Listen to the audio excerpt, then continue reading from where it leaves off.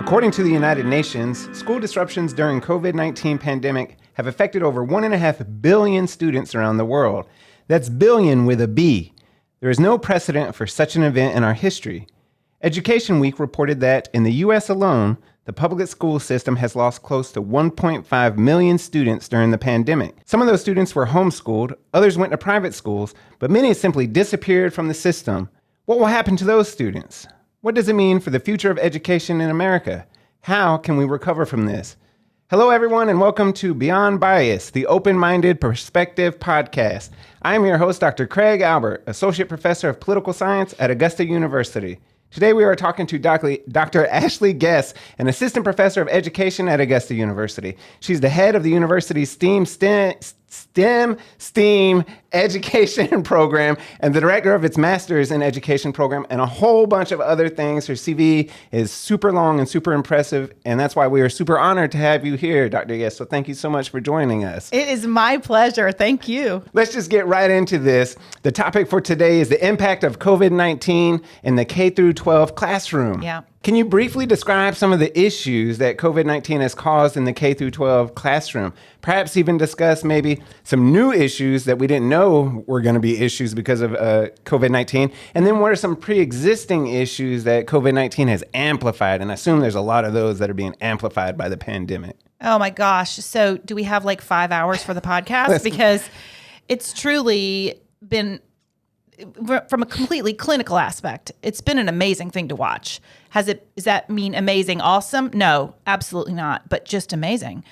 When you're educating kids, let's go back to that. What's the point of education? Why do we educate kids? It's interesting to engage people in that conversation because there's a lot of different perspectives about why we do this thing called education. In general, though, we educate kids to create citizens, right? To create citizens who can make good decisions, who can represent us. There's this book I read numerous years ago called The World is Flat. All right. So what do I mean by that? That means you can hop on a plane and go to China now, right? Faster than that, you can get on your laptop or your phone even and talk across the world instantly. And so all of a sudden, education for our citizens is really impacted. Really, are we educating for a global citizenry now? This is a big question. Okay, so let's just say we're educating U.S. citizens. What does that mean? What do kids need?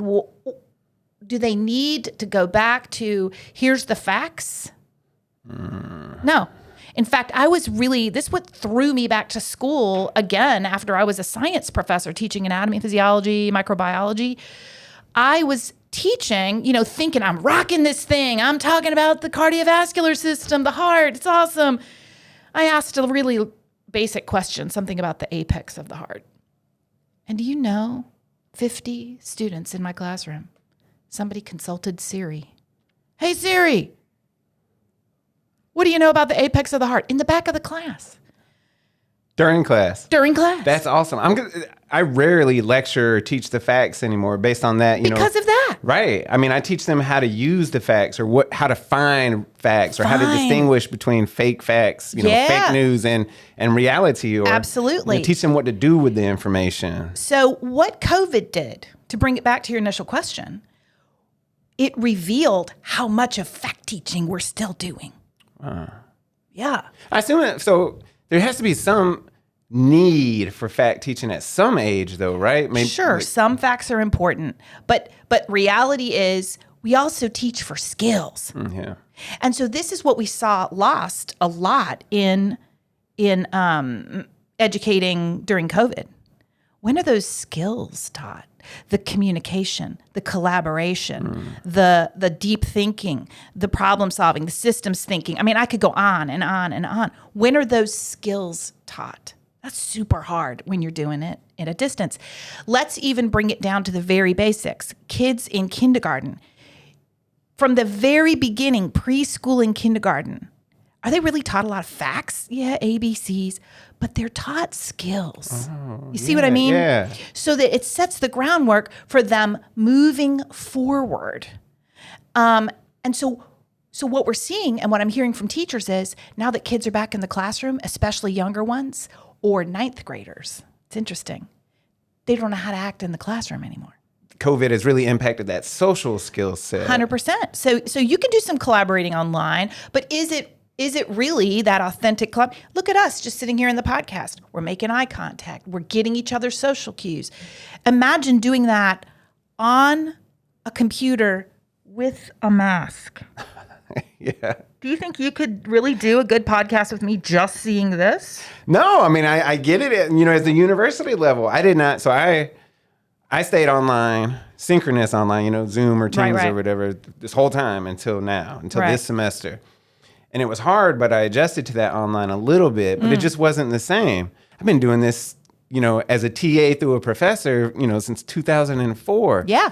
And I'm still suffering pedagogically in both modes because of this. If I'm an expert, for those of you not watching, I'm quoting, I'm an expert on teaching, but I can't adjust. So how can students adjust Let's think to about that? kindergartners. Right, kindergarten. Now let me add more to that. Let's talk about kindergarten. It's age 5 to 7 is where the brain is rapidly developing some major neural pathways. Okay? So now we've taken these kindergartners, first graders, maybe some preschoolers out. All they've known is it's online. Where's their pathways going to be? They don't even know that school is school. You see what I'm saying? In person. Totally. But it's been a good thing in a way, I think, because should a kindergartner or a first grader or a second grader, let's just talk early, should they just be sitting all day? Absolutely not. Right. Maybe, I'm hoping that maybe teachers have been able to rethink even the in-person. Or right now the data's still out. How are teachers going? Are they going back to just sitting down rote? I don't know. But for me, it really impressed the need to intentionally, as a teacher, plan to teach skills. Yeah. Right on. Super important. Yeah. How has it affected the teacher? My wife she taught for 8 years in a private school. Yeah. But already, I noticed, I was like, this is the hardest job in the world because it's 6 hours in the classroom, pre-planning, post-planning, Weekend planning, individualized weekend instruction, individualized, I got to make this for this student, Yes. different lessons plans. It's like a 90-hour-a-week job. 100%. And then, so fortunately, my wife got out of that profession before COVID hit. But I'm like, if she was still there, because I was reading everything in the news, then they had to do some online, some in person. Yeah. The same teacher adding a whole new mode of instruction. Yeah. How are teachers? No words, right? How are they people anymore? They you know aren't. what I mean? Let me tell you, this year, teachers have already reported to me, because I teach 100% of my students are teachers now. They were exhausted by mid-August. Yeah. You know why? Because there's been no recovery, right? It's just, and let me speak to this. This is kind of an area of refocused interest for me recently because of COVID. So I'm really looking at how teachers attach to their kids. Attachment is really important for kids to be able to learn, okay? And teachers are supposed to be what we call in loco parentis. We are, as a parent, when kids are in our classroom. And that means virtual classroom, that means whatever. Sometimes the teacher is the only positive attachment a kid has. Okay? What does attachment look like virtually? I hear from a lot of my teachers now, beginning this semester, they've said to me, they're identifying their problem of practice as, I don't know my kids. I don't know them. So they can't bond with them. They can't create that classroom identity. Absolutely. And then you want to talk about serving each individual person, a term we use, differentiation, for that. We differentiate our instruction for the needs of the individual. How can you differentiate effectively if you don't know them? So people need to understand that there's so many nuances to teaching effectively, and COVID has really interrupted that. So how does a teacher get to know on that personal level the student who's in front of them? What are you going to say? I'm going to play a little controversial Do it. here. So I hear some folks out there that say that's not the teacher's job. That's the parent's job. The teacher's job is to teach, and that's that. Right. How do we, I mean, it's not, because if you, well, I don't want to give my opinion on this, but why don't you go ahead and... Oh, he's given his opinion already. I take pride in not giving my opinion because it's worthless. No, it's not. Because you're a teacher too. Let me just speak from research. Yeah. I won't give you opinion. I'll tell you what research tells us. Research tells us that cognitive changes, positive cognitive changes happen in a safe environment. And safe doesn't mean, just physical safety. It means mental safety. It means emotional safety. And so let's just think about where you're going to be able to really learn something. Is it going to be in a place where you don't feel heard? Right. How can you separate that from teaching? And in fact, that devil's advocate question you just gave me throws me back to how I started the whole conversation. What's the purpose of education? Is it facts? I would submit to you that I see third graders with their phone in the classroom. They know how to get facts. That's not what we're teaching predominantly. That's not who we want to develop as our new citizenry. We need people who can look at lots of facts and synthesize them. Right. Analyze them. Make choices that are moral, ethical, legal. These are the people we're developing. This ties so much into what I do as a political scientist, you know, and Jefferson, a lot of people don't know this, but he thought for the Democratic Republic, that's our proper constitutional form. For the listener out there, it's not just democracy, it's Democratic Republic. That you had to have a citizenry skilled and taught to be excellence in virtue. The founding framers were scientists, were philosophers, and they thought that was necessary for a virtuous citizen, or as Aristotle says, a serious citizen. I love that word. We're serious citizens. We take our citizenship seriously. Yes. And the education system is supposed to instruct you toward that. That's why we instituted public education in the first place in our country. Yeah. Yes, that was the purpose. So I want to go back to this. Some students don't have a safe environment at home. Right. They don't have maybe good families. So they get this in the classroom. Or they don't eat. Or they don't Let me say eat. they don't eat unless they come to goodness. school. Right? School is their safe place. This was something that when COVID first hit, a lot of teachers were really worried about was, okay, the students aren't with me. I know this is going on in their home. Who's watching them? You know what I mean? Who's helping them? How is that impacting our students as well? They're supposed to be online, but yet who's going to help them? I mean, what if they didn't have internet? That's very possible. Many of the regions, in fact, that we serve don't have reliable internet still. And they don't have computers. A lot of kids are trying to do a lot of their work on their phone. Now try typing a paper on your phone, even a paragraph. I mean, so this is like it's a thing. I don't know the proper word. Like, this is a crisis. This is a societal crisis. Yes. Not just talking about the terrible statistics from people getting sick and dying, but the societal impact could be, just detrimental. I'm gonna ask it just like this, because I have this question planned, and this is just feeding into it. It says about a third of these students who did not enroll in public schools are kindergarteners. A third. That's just remarkable. If children at that age miss school, what are the potential implications later in life? What about societal implications? How can we address any of this? So is this a lost year? Is this 2 lost years? You know what? And remember what I said to you about the neural pathways. Can those be built back? Yes, they can. The brain is very plastic. What we also see is starting in late middle school, the brain actually is very efficient.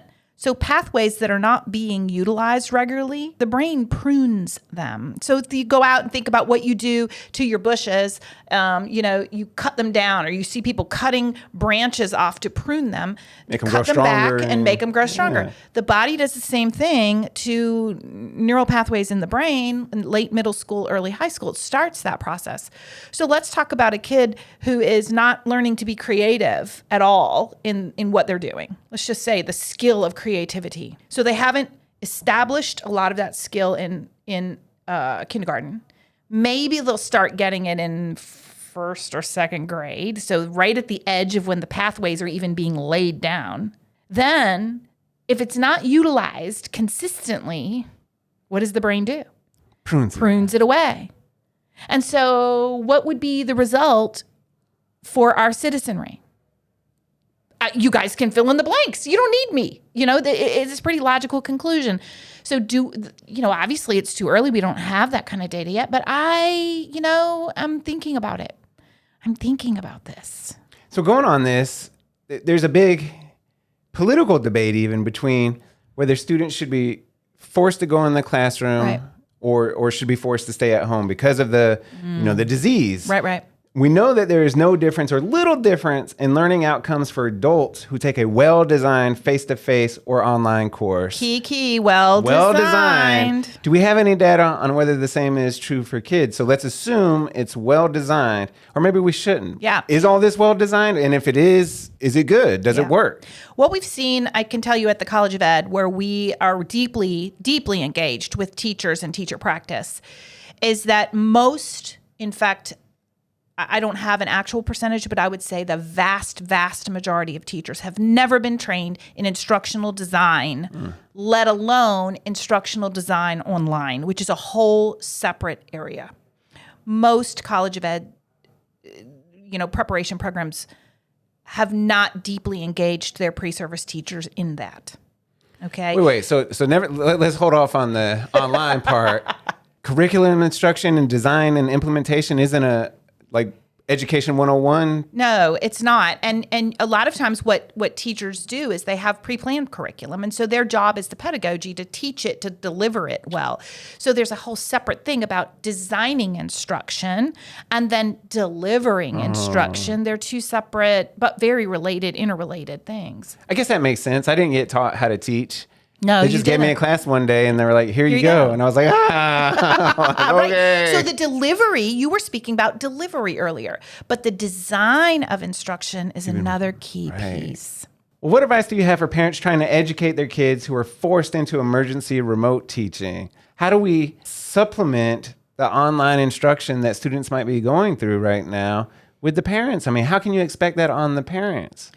Yeah, so there's a couple things I want to say about this. Number one, you can't ask a parent to do it right away. I mean, let's just be honest. But what can a parent do? So let me speak to the parents. This is going to sound crazy, but you can ask your child questions. You can engage them in questioning. Be intentional. Be meaningful about the questions. When you say a question like, hey, what'd you learn in class today? The kid's going to go, nothing.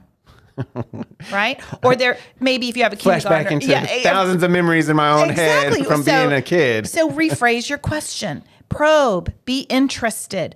But here's the key piece. Kids as early as second grade, even first grade, know when a parent is disinterested. They know. They're not dumb. They're smart.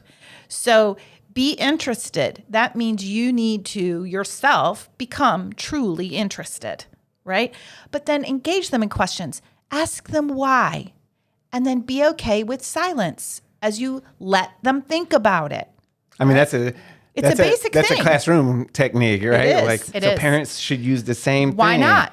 Because it allows deep engagement, and that's what we're looking for.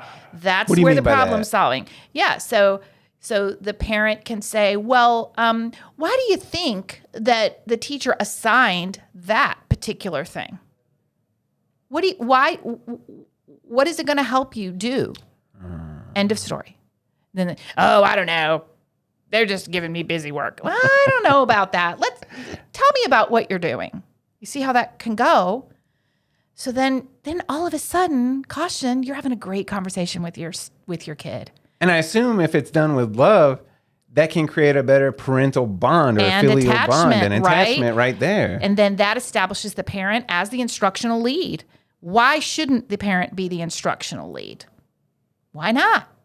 I think it has to be. I mean, I think Why that's not? the framing intent was Yes. to have the system work that way. Yes, we should be working in concert together. We haven't always done that. I think it's unfortunate that it took COVID to bring that super like shining to light. I mean, it's put the spotlight on it. Right. But why not? Let's embrace it. Let's engage it. Let's do it. You know, I think we can do that as a population. What are some lessons learned with any of this, but especially with, remote teaching that can help us better prepare for the next lockdown or the next pandemic or the next, learning disruption? Okay, here's my soapbox. First of all, I think we need to pay teachers better. Why do I bring that up? Preach. Okay, I'm just saying, because when you're paying somebody at poverty level, okay, to engage your kids in a deep and meaningful way, I don't care if it's online. I don't care if it's face-to-face. You want somebody who can feed their family without having these issues themselves. You also want to promote deep and meaningful collaboration time for teachers. They need this. Stop isolating teachers from each other. They have to have collaboration time, whether they're teaching face-to-face or online, to be able to do these deep and meaningful make these curricular decisions, to reflect, to impact students' lives positively. These are structural changes that, in my view, need to happen. I always thought, just watching my wife, and I just could not believe how hard she worked. And I was like, teachers need to have like 3 or 4 hours max in the classroom per day, Right. Which means they need to double the amount of teachers to get all the kids taught. But there's just they can't possibly Do it all. do it all. You can't. And let me just say something else about that since you got me on my soapbox. I think purposeful and ongoing teacher professional development is needed. Yeah. 2-day workshops are great. They're fine. They serve a purpose, but they don't serve a purpose for deep and meaningful learning for the teacher. And so the teacher needs these opportunities to be able to develop themselves, engage with professionals, not just academics, but I would suggest community professionals. And so that leads me to the other piece. This is not just a teacher and parent problem. It is a community problem. So communities can decide how they're going to respond. Is it meaningful for them to train up kids to be there for their own job pipeline?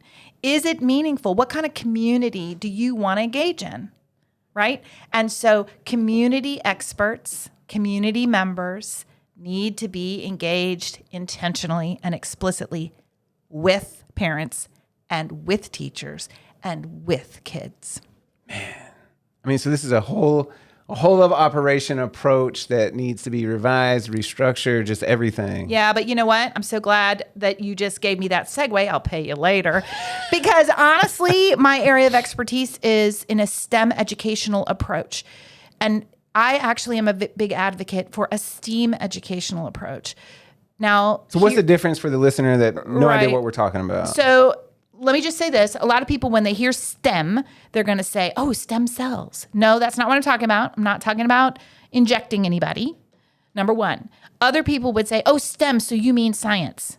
No, that's not what I mean. Science is science. A STEM educational approach is a way that the teacher can intentionally plan for students to apply what they're learning in science and math, the S and the M, into the design process, leveraging that design process, and give the students a choice to showcase their knowledge and understanding. Notice understanding, to practice their skills through designing with outcomes in engineering technologies, and to be completely inclusive, arts.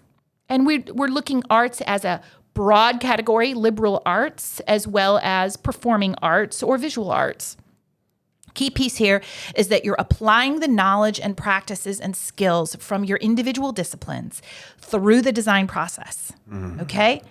And this is not only a change that the individual teacher could take and should take to engage their students, whether online or whether face-to-face. But you can do it structurally from a district level. What happens is to be able to take this approach meaningfully, and I'm talking K-20 here, you can do it really through undergraduate, but definitely through sophomore year undergraduate. In order to do this, one teacher can never be an expert in engineering and science and math and all these things. So what is it going to demand? It's going to demand collaboration. So there you go. That if they would adopt a design-based, integrative STEAM educational approach, a lot of this could be grabbed up and changed for the better. It does take a big shift in teaching practice. Yeah.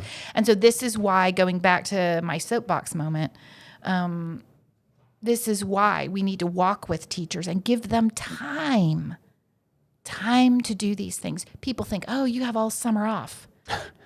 I call BS on that. Yes. Yes. If you need to beep out BS, that's fine. But my heavens, these teachers are trying.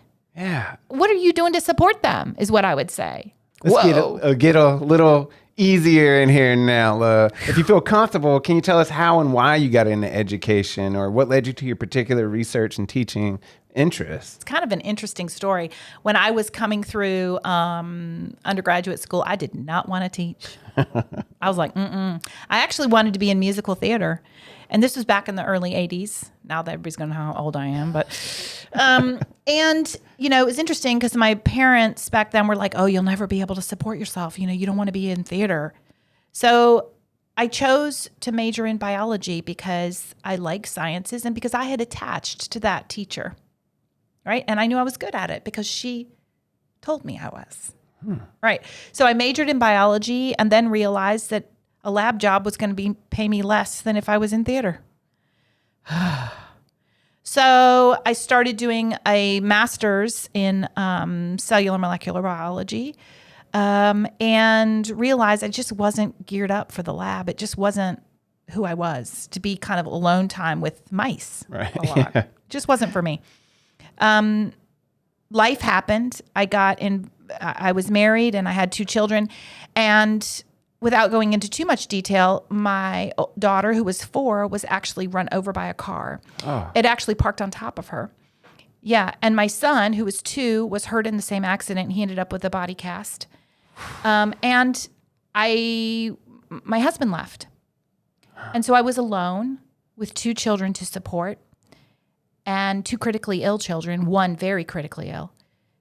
The good news is she's now 31 and very much alive, and she is a theater major. Nice. Love it. In fact, she's getting her MFA in lighting design, theater design at UT, Knoxville. Okay. Yeah. My son is finishing, the older one is finishing, he graduated from the Citadel, didn't go into the service. 8 years later, said that was dumb, went into the service. He's finished basic training this week, Fantastic. Which is great. But that created a need for me. I had to teach so I could be with them and I could support them because I was alone. The crazy thing was the only class I ever failed, ever, I was a straight A student except for one class, organic chemistry. Nightmares. I've had nightmares about it. Okay, so guess what? I retook it and got an A. Never really liked chemistry. My first job that was necessitated to be with my kids was chemistry. I could feel God laughing at me. Yes. Do you know what made me the best teacher? Because you know why? I knew what it was like to struggle in that. Yes. So and students can sense that. They know your authenticity as well. And I started teaching through the arts way back then and have never stopped. So started teaching chemistry in upstate South Carolina and never looked back, found my passion. That is awesome. Yeah. So I've taught it at the college level, microbiology, anatomy, physiology, and biology. And as I told you in the beginning, realized that technology was changing everything for me. So I went back to school again, went to Virginia Tech, and really decided not to do a PhD in science ed. I wanted to exist between the disciplines, the space between. And so this is why I chose integrative STEM education as my focus area. That's what your that's my actual PhD. Oh, wow. All right. Yeah. So it's not science ed. There's nothing wrong with that. It's just that I chose to be somebody who could exist between the disciplines. Right, yeah. And my doctoral work is actually in STEAM. Yeah, that's awesome. Yeah. That's awesome. Yeah. Thanks for giving us that story. Sure. Thought it was going to be a little light, but it got deep. It got deep for a minute. But it's great. Got 2 more kids. Neither one of them want to be teachers. That's fine with me.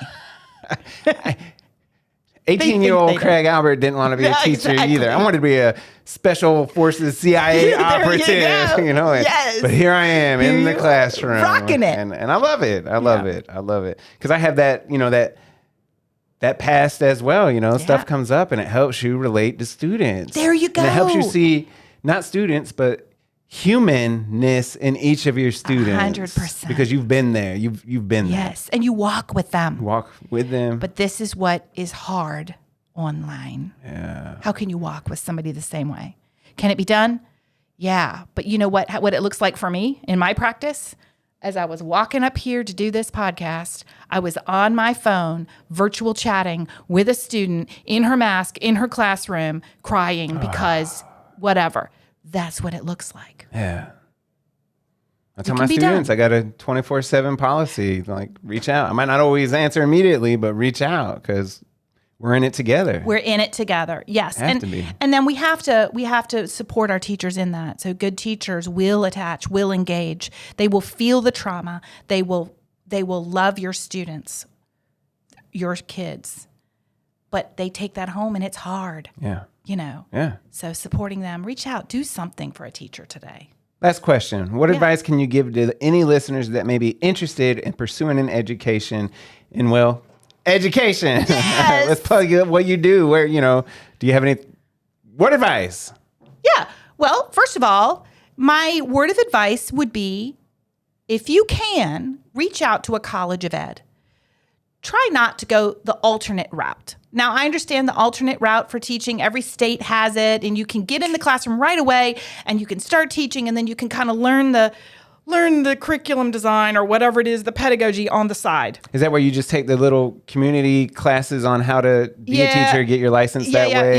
Yep, that's the alternate route. I would really advocate for you to try, like your wife did, go to the MAT route. Try to get the intentional degree, because it really makes a big difference. And when you're trying to learn this thing and swim in the classroom at the same time, it's hard. It's real hard. What does your college offer as far as that? Yeah, we have MATs for elementary ed, for secondary ed, for middle school. We also have a Master's of Education in Instruction, and this would be for teachers who already are certified and want to come back and really deeply learn what this thing is that we call teaching. Yeah. So I'm the program coordinator for that. The great thing about that degree is that's when you go up in the pay scale, is when you get your master's degree. And part of our master's degree is we give you an extra credential. You'll get a teaching endorsement alongside. And that means a specialty area. We have endorsements in reading. We have endorsements in gifted teaching, STEM and STEAM education. We have one in computer science that I also teach. We have ESOL, English as a Second Language endorsement. We also have one in PBIS, which is a way to, a structure to help your schools with positive behavior. So these are all options. You can also then come back and get your specialist degree, which we offer. Most people finish their master's and specialist degree in less than 2 years. Oh, wow. All right. Yeah, it's awesome. They are all online for convenience for teachers, because after a long day driving down to campus, it's rough. Does this mean that they're all asynchronous? No. In fact, I have lots of synchronous opportunities in my why, for reasons we've just discussed. Right. So I'll put links to all this in the show notes. That'd be so awesome. if anybody's out there, they can click on them and see what you all offer in the College of Education. Sure. This has been great. We have to wrap it up. I could keep talking. Like, we could have made 7 or 8 episodes I know. after Let's this. do it. Like, Eventually. This is awesome. Thanks so much for being here. We're honored to have you. Yeah. Make sure, listeners, viewers, follow us on social media. Like us, subscribe, share, comment, email. We are at Beyond Bias Podcast on the gram. That's Beyond_Bias_podcast on Instagram. Our YouTube channel is Beyond Bias Podcast channel. Feel free to email us at beyondbiaspodcast@gmail.com. And of course, follow me, your host, Dr. Craig Albert, on all the typical platforms at Dr. Craig D. Albert. That's Dr. Dr., not the full one. Dr. Gess, is there a way for listeners to follow or keep up with you and what you're doing? Absolutely. You can find me on all social media as at iSteamProf, and that'll connect you to many initiatives and hopefully that you'll link Steamify, which is a competition, and Room 366 podcast. Awesome. If you give me links to all those, I'll put them all in the show notes Perfect. when this goes live. That's great. Thanks. And as always, we will end with a quote from Alexis de Tocqueville, the eminent social and political philosopher. He writes, quote, "All those who have the ambition to excel in letters in democratic nations ought to be nourished often from the works of antiquity. It is a salutary diet." End quote. And as always, be nice to someone today and know that you are loved.